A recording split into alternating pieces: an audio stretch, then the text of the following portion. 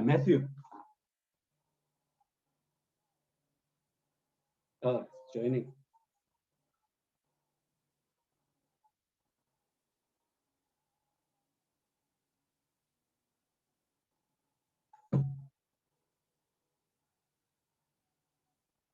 Hey, Matthew. Patrick, what a great pleasure to see you, my friend. Hey, man, good to see you. Good to have you. Thank you so much for having me. What an honor. I saw two Pattersons there. I saw William and I saw Andrew. Oh, William is my dad. Oh, okay. Welcome. Yeah, Dad. my parents are gonna log on this morning. Oh, wow, that's good. I just welcome them. Yeah. Otherwise, how are you doing over there? Pretty good. I'm now 20% of the way through my challenge. I had quite a hectic day yesterday. Yeah. It's nice and rainy today, so I'm looking forward to a chilled day, relaxing indoors. Okay. But we're managing to stay healthy and happy through these chaotic times, so it's good. How are you doing? Are you still up in Johannesburg? Yes, I'm in Joburg. Yes. Yeah. Yeah. It's fine here. The weather is actually beautiful outside. But we can't go to the beach, you know. Yeah. Everything's still shut down. Yeah. All right. I'm just trying to check. I'm having this live on Facebook, so I just want to make sure that it's working. Yeah. Okay. So I'm here. I'm just going to take my video off for a short while. Yeah, sure, no worries. Hello, Dad. How are you?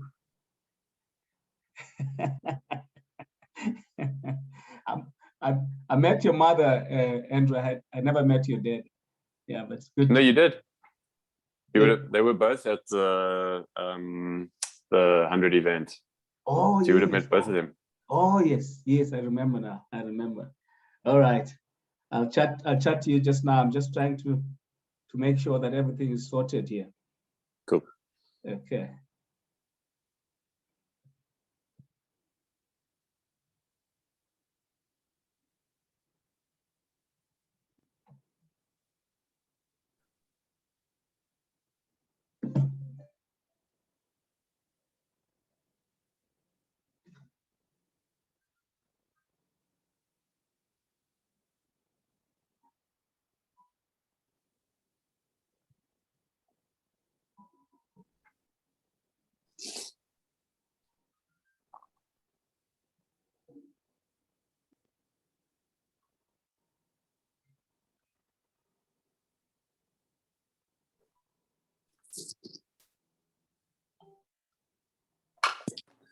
See.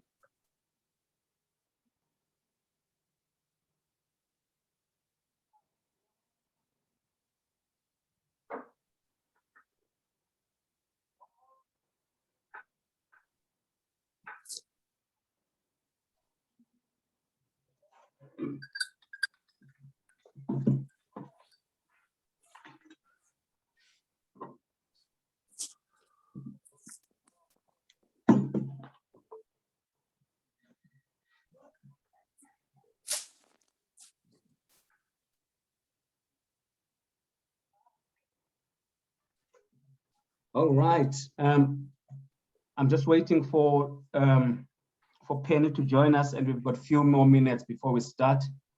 It's basically just going to be, as we said, going to be a conversation. So, you must just feel free to chip in as and when you guys feel like it in the conversation.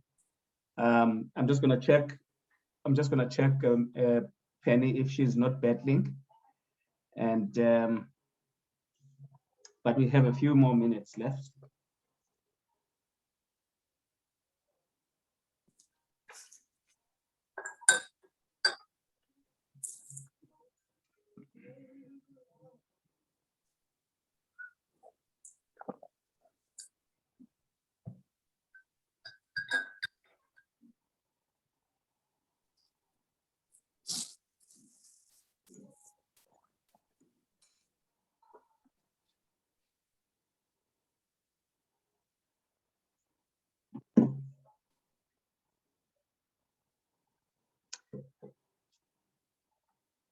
can see people are joining.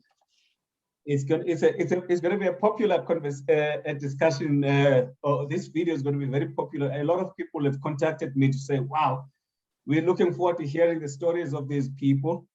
And a lot of people are joining in on Facebook and here on Zoom. So it's going to be an exciting conversation.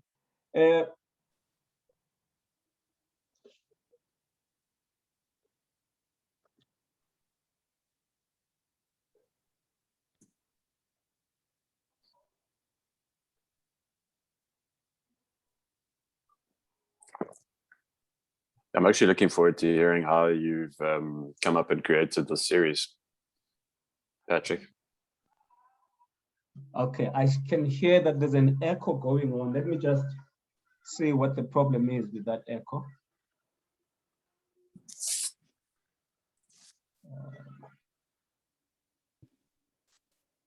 Patrick, if you have an echo, it helps if everyone is on mute if they're not speaking. Sorry? If everyone who is not speaking is on mute, it will help us not to have an echo. Okay, all right, thank you. Yeah, I will ask everyone who is hello, can you hear me now? Loud and clear. I can hear you, no problem. Okay, it was on my side. The problem was on my side. Oh, there you go. There's Penny. Wow. Hi, can you hear me? You've got a lion behind. Is that a lion behind you? A lioness? I've got a lion. I hope it's symbolic. Very. Penny, is that it looks like a white lion. It is a white lion. Do you know who the lion is? I know we had one in South Africa a while back. We've got a couple. They're literally a couple.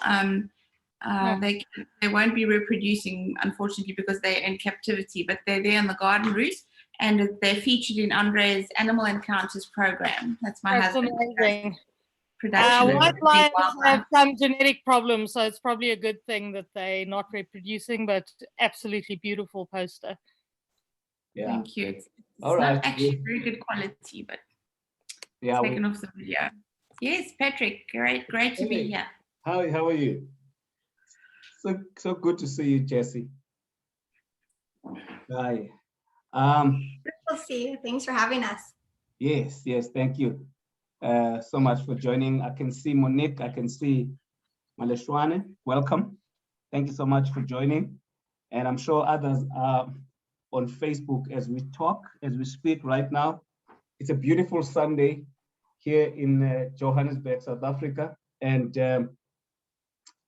I hope you're all feeling warm and fine where you are. Welcome to our program. All of you who have managed to join us either on Facebook or on Zoom. And at some point, I will ask that those who may have questions get ready to either write them, so that as we speak, as we enter into this conversation, we can note whatever questions people have. Otherwise, those of you who are on Zoom can actually speak directly when we open that opportunity. But until then, I'm going to ask you to please switch off your mute your audio or your sound, so that we can hear one another here and not have like distractions. And those of you who are on Facebook, I will keep checking on Facebook if there are comments or questions or points people want to make. Please feel free to just chip in and say hello. You may know these people. You may, they may be your friends. Feel free just to say hello to them so that they know that you are there, you're supporting them. And I'm really, really honored to have these three here. People that I've known for a while and that are doing great work. And this program, just to say, in this program, we profile issues, we profile people, we profile organizations to look at some of the issues that South Africa is facing, and indeed the world. For some of the issues we're talking about here are issues that people are just faced with wherever they are. And but more than that, we want to help inform, inspire, motivate, transform people with the idea that with God, nothing is impossible. With hard work, you know, with effort, with just connecting with people that are positive, that are trying to do something in the world, there is nothing that's impossible.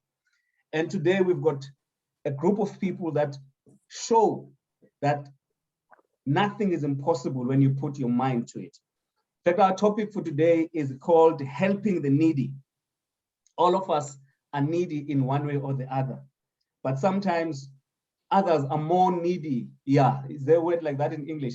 Needier than us. There are people who lack just basic stuff. There are people who, you know, cannot go to school simply because they have no money. It's not because they are sick. It's not because they are incapable. It's not because they do not have the intellectual capacity, simply because of their socio-economic conditions. But there are people who are doing something like that. There are people, when it's raining, whose houses are leaking because they're staying in shacks and in environments that are not conducive for human habitation. And we've got people that are doing something about that here. We've got children that are ill, who do not have medication or support. We've got people that help us. We've got poverty-stricken communities. And so now and then in South Africa, we've got to talk about that. In fact, while I was preparing for this conversation, I read a Facebook page, a Facebook post by Leanne Menace, the lady who works on SABC News in the morning. She says, in a world that is run by greed and dominated by individuals who have an insatiable appetite for their own selfish enrichment, there are those shining lights in our communities who dedicate their lives to helping others. You know, and when I read this, I thought it was actually going to summarize aptly, in the most appropriate way, the guests that we have today, because they are indeed shining lights in this life of gloom darkened by poverty, lack of proper housing, financial exclusion of students, illnesses, and many other problems. They take time to work hard and lend a helping hand to the needy. So please help me welcome Nomaphelo Pesh. I'm sure Pesh, some of you do not know actually your name is Nomaphelo. They think that you are Pesh. Nomaphelo Pesh Xapa. She is an ambassador based in Cape Town for Colin Mashawana Foundation. She's a very eloquent speaker and has a way of dealing with people. Pesh is such a skilled person and indeed a developmental or anti-poverty activist, a person who's passionate about addressing the plight of the poor people in our country. Secondly, we've got Andrew Patterson, founder of 50 in 50 Challenge. We've got to know what this 50 in 50 Challenge is. He is an athlete, a former corporate executive. You know, Andrew has a very interesting story. And I think we're going to learn and we're going to be excited when we hear his story today. He transitioned from corporate after he was retrenched. And he decided to raise funds. You know, can you imagine that? A person who's retrenched, who decides to go up Table Mountain every single day for a full year to raise funds for housing and health needs and educational needs of poor children and people. So we're going to learn today. We also got the third one. Her name is Pastor Penny Brink. You know, I always wondered how does it happen that a pastor finds herself dealing with student financial exclusion issues? It's going to be interesting to hear.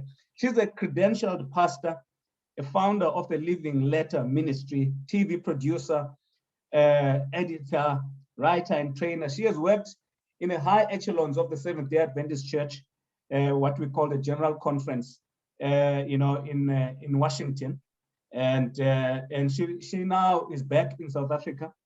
She's raising funds to support financially excluded students. By the way, Andrew is now, as we speak, in New York. Andrew, what time is it there now? It's just gone 8:05 in the morning.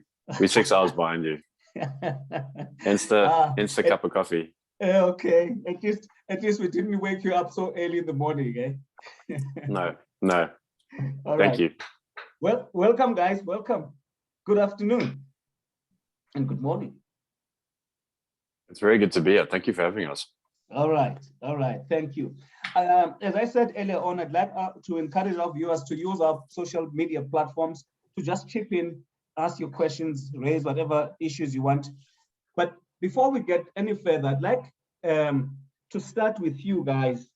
If you can just tell us a bit about yourself, you know, where you are from, where you grew up, you know, where you went to school, briefly, just briefly, so that we can really understand a bit more about some of the contextual issues that led to you doing the kind of work that you're doing. Let's start with you, Andrew. I'm originally from Johannesburg, and I went to an all boys school with steeped in tradition called King Edward's. And it was a wonderful grounding. And that was actually the first introduction to like really seeing the impact of raising money. We used to have something called KESFAM. And every now and again, we would donate that money to somebody like a blind person, and then they would come and demonstrate how they would use their guide dogs and express their gratitude. So it was very, very powerful for me as a young teenager. Then I studied a marketing degree. I was very fortunate enough to be able to go and stay in the UK for 2 years, which really cemented my love for South Africa. I'll tell you that. and then I was very fortunate to have an opportunity to move to Cape Town, where I lived for 13 years. I love mountains. I love water. I love the outdoors. And Cape Town is one of the most beautiful places in the world. It was a real joy to live there for 13 years. And that's where I actually met my wife. Okay. She came to Cape Town on holiday, and we had been connected through some mutual friends. And as you can see from the American elections last year, good American men are few and far between. So she imported me.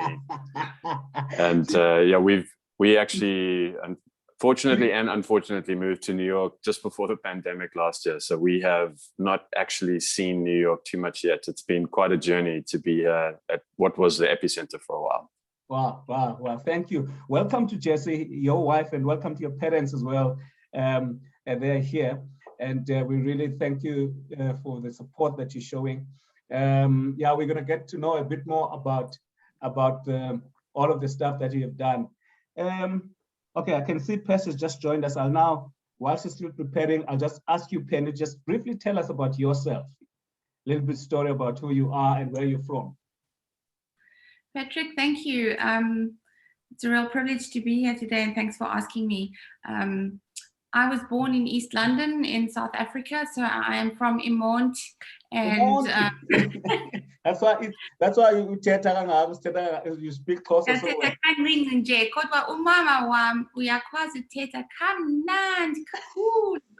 She calls herself Umxhosakazi Umhlophe because she really is. I mean, she speaks the old idiom of the language. In fact, later in life, she went to learn, study more about Xhosa at UNISA, and she taught Xhosa in primary schools on the side as volunteer.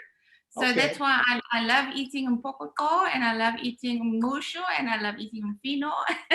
So then, when I was about 10 years old, my parents divorced, and we also moved to Cape Town, like you moved to Cape Town, Andrew. My mom was a single mom, and we often had difficult times. Perhaps that's why I have a little bit of compassion for those who are struggling.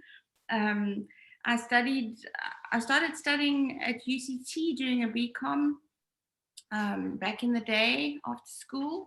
And later on, I felt sincerely, I worked in that field for a while. And then I really felt called to the ministry, but that's another whole story. And I went to Helderberg College myself and studied for the ministry. Being a woman in ministry, it hasn't always been easy. And therefore, I've had a very diverse career. But I always promised myself to work for God and to work for the church. And somehow this business of fundraising for the student just came to me. It found me. I didn't go seeking it. It's something I do completely on the side. But actually, in essence, I think it's where my heart is. Okay. So we'll talk more about that later. we're looking forward to that exciting story. Pesh, are you there? You know, Pesh is somewhere in the rural part of the Eastern Cape. She went for a funeral over the weekend. The connectivity might not be that great down there. But Pesh, if you can speak, even if you cannot see your video, that's fine for now, just to say hello. But if you can just show yourself, that would also be helpful. I think I saw that she popped out. I am here. You there? They're good. I think I'm back. Yes, you are. I can hear you. Good afternoon, everyone. I'm sorry about that. I was like here for 30 minutes early. Next thing now, when we're live, it's just going up and down. Hi, Bo. The devil is a liar. Hi, good afternoon. Hi, Pesh. Tell us about yourself. Where you're from, and just a little bit about your background. All right. Name is Nomaphelo Xapa. I was born in Cape Town, but I'm from the Eastern Cape, in a location called Mthonjeni in Bengu, Lady Frey. I'm actually here at the moment. Okay. I started in Cape Town and went to East London for a few years where I studied hospitality management at Walter Sisulu University. And then I moved back to Cape Town to work there. So that's where I'm at the moment. Pesh, I do, by the way, I do events management. That's what I do. That's my other side hustle that I do that I'm very passionate about. And yeah, I am single and I have no kids yet. Okay, all right. We might make a plan here for one of the guys listening to get ready with a bit of a lobola. And I'm ready to take my Nobkiri and put on a big hat and go and negotiate on your behalf. Yes, yes, please. All right, thank you guys. Now that we know a little bit about you, and I think it's time now that we can really now get to the meat of the discussion that we're going to be having today. Because I think it's always important for people to just get a sense as to who these people who are talking about, where they are from, where the passion comes from for what they are now currently doing. So you're all involved in various campaigns, you know, to help people in various spheres of life. Please share with us about the initiatives that and campaigns that you are involved with, the needs that you address. But let's start with you, Andrew. I got to meet you, Andrew, I think 2018 or 2017. And by the way, Lindell said I must say hello. She's in the UK. And then I was at Habitat for Humanity. And we partnered with you, but your story, if I understand, is that you were working as a corporate executive. Tell us about that experience of how you shifted towards doing the kind of work that you're doing, and also tell us about the year that you decided that you are going to go up Table Mountain, and what did that do for you? Well, I also kind of stumbled into doing fundraising, you know, on the side as a part-time thing, and same as Penny, found tremendous fulfillment in doing that, even more so than my work that I was doing. So I was actually in the alcohol industry, and I'd been doing that for a couple of years, and I just kind of saw that we weren't really adding value to society, and you know, which is not really part of my value sets. And so the retrenchment actually came as quite a blessing. And because it was a retrenchment, you know, getting a package for the year's service that I had done meant that I didn't have to panic and immediately find a job to pay for rent and bond and everything the next month. I could actually take a breather just to think about what is it that I really wanted to do. And so it was an opportunity to reimagine a new vision for my life. And I think because I'd been doing so much fundraising for the Sunflower Fund, and I'd actually gotten Distel to build 2 houses with Habitat through their corporate social responsibility department. Yes. I started to think, well, how can I use my existing skill sets and work for them 1 or 2 days a week? And I kind of was really stressed for about 3 weeks while I was working up my month's notice. But then, you know, I'd been thinking of starting a hiking tourism company. I love personal challenges. As a writer, I was thinking about writing a book, but, you know, write about what? Well, you must be careful what you ask for, because that question was immediately answered on my way to work with hike Table Mountain every single day for a year. Sure. And, you know, I remember it was like 8 days left to go. And it literally felt like it had set my soul on fire, because it ticked every box I was working on, even if becoming an endurance athlete hadn't been one of them. But, you know, because I'd been doing fundraising for, at that stage, it had been 5 years already. Yes. I knew how easy it is for people to give 10 Rand, 1 Rand, 20 Rand, and how few people actually do that. And so what I liked about this was, the challenge was a year, so that I could keep, you know, hammering in people's faces with the same story. But I liked the idea of 1 Rand per climb. And, you know, that works out to 30 Rand a month. And in my idealistic brain, I was like, if 50,000 people do that, that's 1.5 million Rand a month that people can actually donate. So it just shows you how quickly even our little amounts get in. And that's kind of where the story started. And I also, you know, created the name, which was 365 Ubuntu Climbs, because Ubuntu essentially captures the essence of exactly what I was trying to, you know, create. And what I didn't realize is that by using that name, it would actually be one of the greatest lessons that I would get, because I had created community by inviting people who had invested in the project to actually come and climb up the mountain with me. Yeah. And I mean, I even remember when on Habitats Day, that was the 17th of May. Yeah. And I remember that day very clearly, because, you know, you guys had just lost one of your ex-colleagues to cancer either the night before or that morning. Yes. And one of your colleagues hadn't planned on climbing the mountain, and she arrived there and in her honor decided, I'm actually going to do this. And, you know, it took us 4 hours to get up there, but to listen to her stories of what she's been involved in the communities prior to this, and her passion and sharing her memories with her friends were some of the most powerful experiences that I've had. And, you know, that was because, you know, I've now come to really understand what that African proverb means, which is, if you want to go fast, go alone. If you want to go far, go together. Yeah. So hearing, I remember that day very well, because Yeah. I climbed up with you, and all of us went up. It was almost like a very spiritual process, you know, with the whole group of people. Yes. So you climbed every day for 365 days, raising funds. Yep. Yeah, I mean, we managed to, over the course of about 18 months, raise just under R1 million. I know that the money that Habitat received was able to be used in conjunction with another project for the Bapumulele's children's home in Khayelitsha. Yes.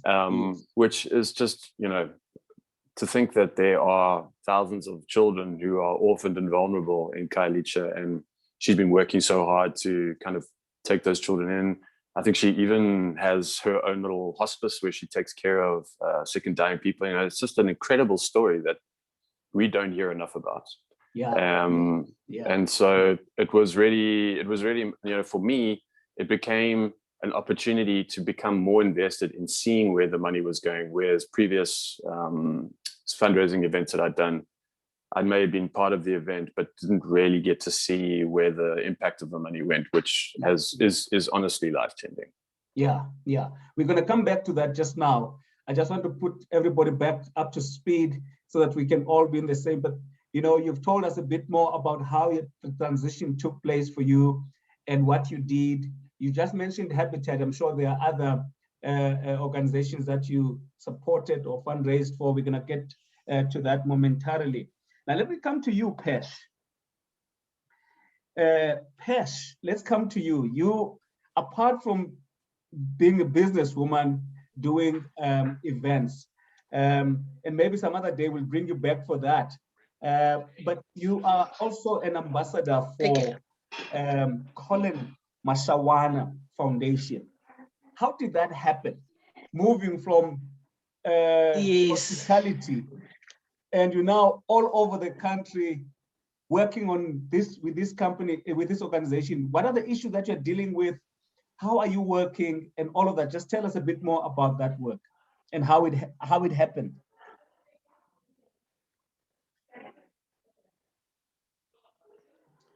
All right. Thank you, Tapet. I joined the Colin Mashawana Foundation in 2019. I actually follow Colin Mashawana on Instagram, and I saw the work that he did, and I was so interested. I said I wanted to be part of this on a bigger scale, not just commenting about it on Instagram or Facebook.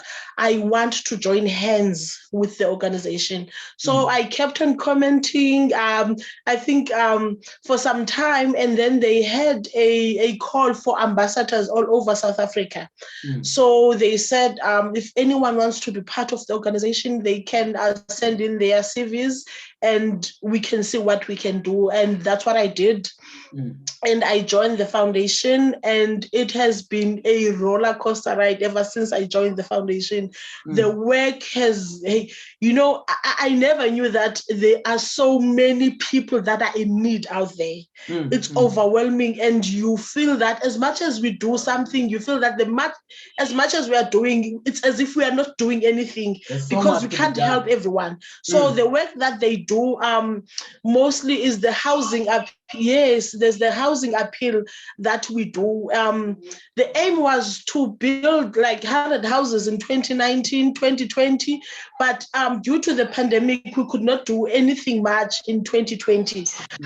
So we have been planning and we've been working at the beginning of the pandemic, COVID-19. So we started handing out food parcels. Our main aim, actually, our category of services is elderly people, disabled, child-headed homes. As ambassadors, also the foundation is trying to create employment amongst the young people so that they can actually do something for those who are in need. It's not actually formal sort of employment, it's more like voluntary basis. So that's what we do at the foundation. The housing appeal, that's the main initiative that we are doing, where we want to build homes for those who are, because we understand the three basic needs are shelter, food, and clothing. And if one does not have shelter, they become vulnerable to a lot of things that are happening out there. So shelter is one of our major issues, in partnership with AfriBiz Invest, that they actually assist us. It's a construction company. They assist us in terms of building these homes. Okay. All right. Thank you. We're going to get to know a bit more about those services, because I went to the website and I saw that there was a lot. In fact, before I didn't know about this Colin Mashawana until I saw you, on social media. Okay, but we'll come to you now. Pastor Penny, let's come to you now.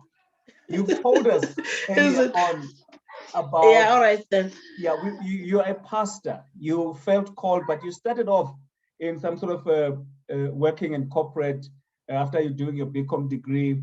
Then you became a pastor. All right. Now, the main thing that we're talking about today is the part that you left off on, which was raising funds to support financially excluded students. So tell us about that initiative. How did it come about? How did it land on your lap? I'm sure pastors read their Bibles, they pray, they provide counseling for people, but I never thought that would be fundraising for financially excluded students. How did that happen?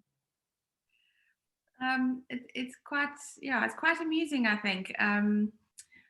And I really don't entirely know how it happened. The joke of it all is that when I did go to the US to work for the headquarters of the church, I ended up being in the stewardship ministries, which is actually very interesting because it's kind of related to fundraising. So I always found that quite funny. But I had some occasion to be on the campus here at Heidelberg College. And let me first start by saying it's so inspiring what the other two interviewees are doing.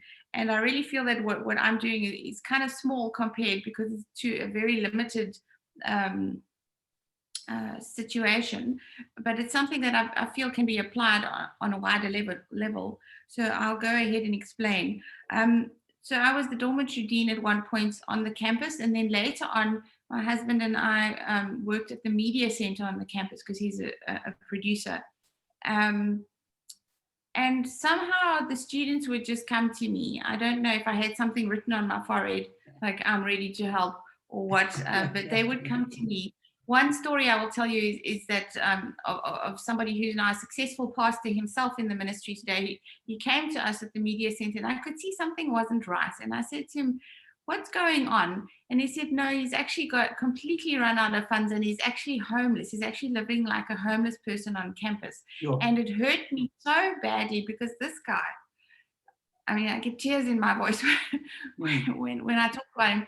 He was responsible for baptizing more people than all 3 churches on campus, because he was running a Voice of Prophecy Bible correspondence school program on the campus. And he was doing so well that, and yet he was living as a homeless person on the campus. He would sneak into the buildings where there were bathrooms, and he would go and shower in the mornings. And how he was eating, I don't know. And I actually went to the administration, and I said to him, "This guy needs to be helped."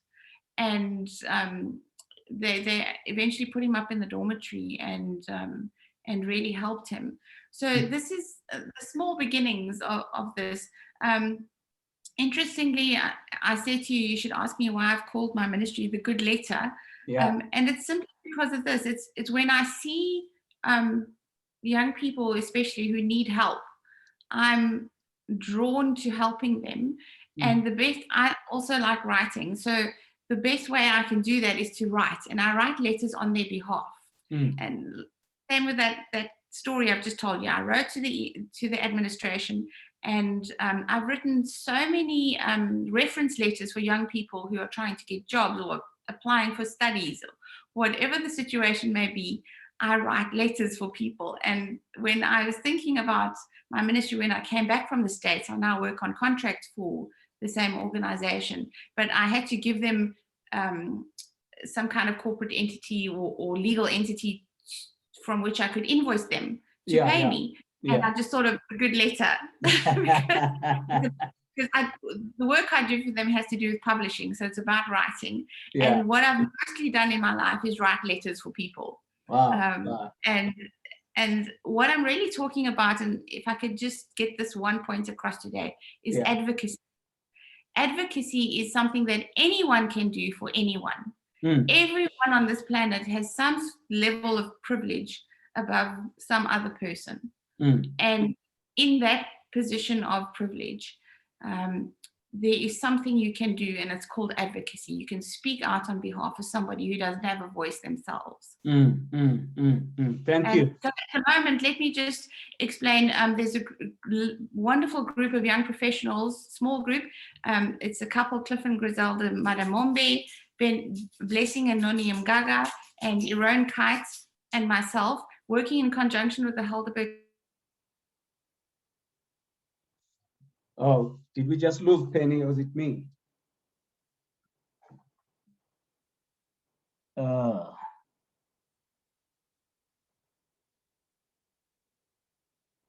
Guys, can we? Oh man.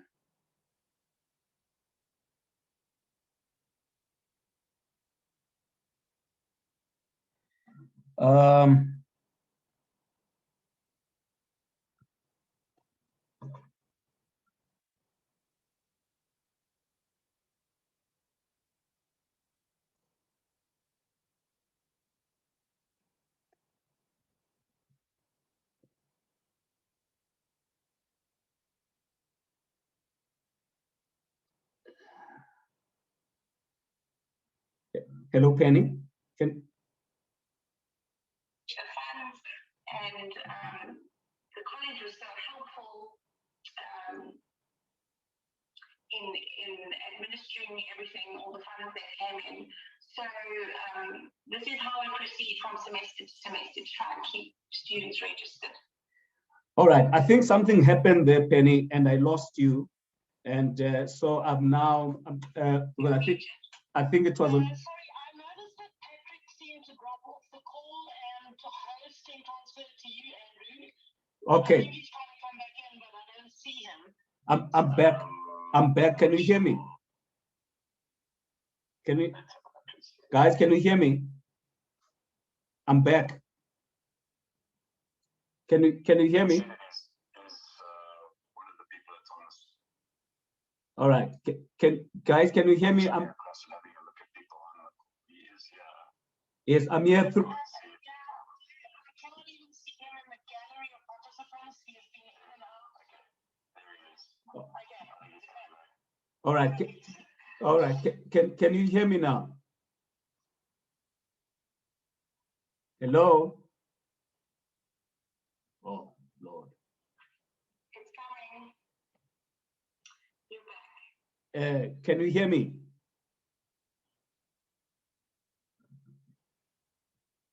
It's clear. That you're there. Yeah, I tried to join with my cell phone. I don't know what is happening. Oh, come on, man.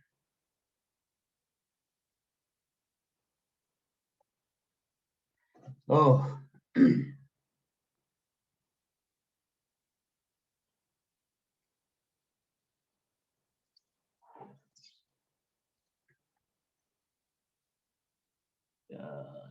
So many things.